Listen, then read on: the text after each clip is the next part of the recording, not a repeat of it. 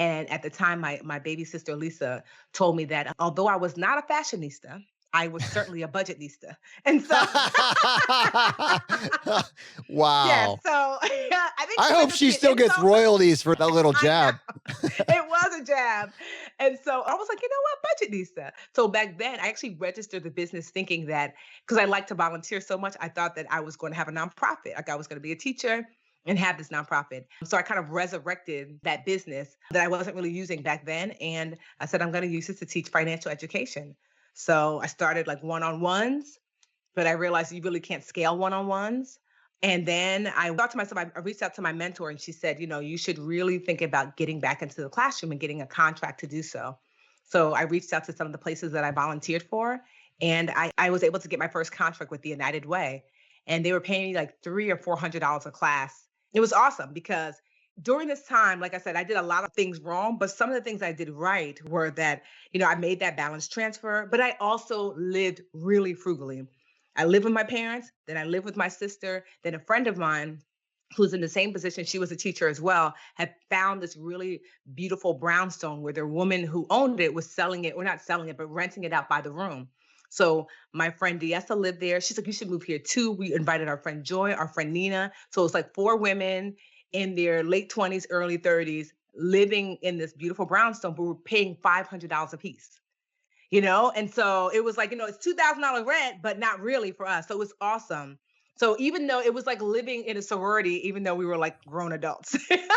And at first it seemed like some of my friends were like, oh, that sucks. But it really didn't, because almost every woman in there was just starting her business as well. Like Nina was a budding designer. So my first book, The 1 Week Budget, she did the cover. Nice. Diessa, she was a gym teacher, but she was also like an avid reader and taught English. She did the editing. And so we would just use each other's gifts and talents to help each other. So honestly, it was awesome. And it was just a lesson in sometimes less is actually more. Some of my happiest moments were then when, literally I was at my brokest. I could afford $500 rent. I didn't drive anywhere because I couldn't afford the gas to put in it. And we used to go to events with is there going to be food there? I'll be there. That's fantastic. Yeah, but honestly, it was like I lived there for like 2.5, 3 years, but it was an amazing experience because it allowed me to try something new, to build something without the pressure of maintaining a lifestyle. Yeah. And also too, so what it also taught me, because I mean, I grew up pretty frugally too. We've always lived a pretty frugal life.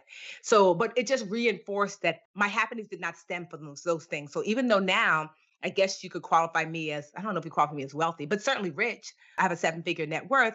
My husband and I, we still live fairly frugally. Like my car's a 2016, but it's paid off. The house that I live in is paid off. We just bought a rental property that we're renovating. It's paid off. My husband's car is a 2017. It's paid off. We are literally 100% debt free. Paid off my student loans, paid off my parents' house just 2 years ago. And so not only are we debt free, I was like, I want to make sure that they were debt free as well. But like, if you were to see me, I mean, like I live in clothes from Target. Like it doesn't bother me because to me, security is more important than anything else. But yeah, it was just like building the Budgetnista. And during those times, it was just such a great growing lesson for me as a person, but also too, learning like how do you create a business where you could be of service to people and still make really good money and still have, like happiness and time. So I'm in complete alignment, which is something that was really important to me. Like when I graduated college, I told myself that I wanted to live life in complete Mm. alignment. I didn't want to be like, oh, my job sucks, or like I hate this, or like there's no part of my life that I can say looks like that. So I'm really lucky.